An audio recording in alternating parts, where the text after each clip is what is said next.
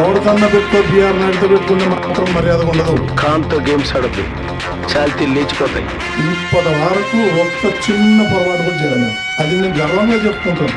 మీ నిర్లక్ష్యంతో తొక్కిసలాటలో 6 భక్తులు చనిపోయింది నిజం కాదా? పవన్ క్షమాపణ చెప్పమంటే క్షమాపణలు చెబితే చనిపోయిన వారు బతికొస్తారా అని టీటీడీ చైర్మన్ గా ఉన్నటువంటి మీరు అన్నమాట చెప్పింది నిజం కాదా?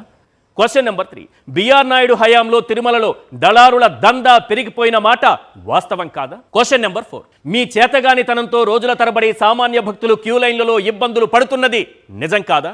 క్వశ్చన్ నెంబర్ 5, ఏఐ టెక్నాలజీతో దర్శనాలనేది సాధ్యం కాదని మాజీ సీఎస్ ఎల్వి సుబ్రహ్మణ్యం వెంకన్న సాక్షిగా చెప్పింది వాస్తవం కాదా?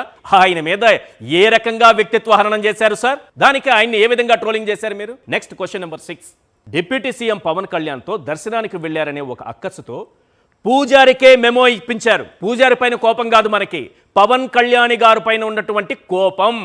మీరు చేస్తున్నటువంటి లక్ష్మణ లీలలు. ఎవరి లక్ష్మణ్? ఆ వేమూరి ఎవరు? మీరు ఎందుకు కూర్చోబెట్టుకున్నారు వారిని? దాతలిచ్చే విలువైన కానుకల పైన కూడా వీళ్ళు దృష్టి పెట్టారనేది ఏది ప్రైవేటు వ్యక్తులు తిరుమలలో కూర్చొని మీ పైన వచ్చిన ఆరోపణలు. వాటికి సమాధానం చెప్పండి. సమాధానం చెప్పకుండా వీటికి ఏ ప్రశ్న అడిగినా మేము లీగల్ నోటీసులు పంపిస్తామంటే ఎలా?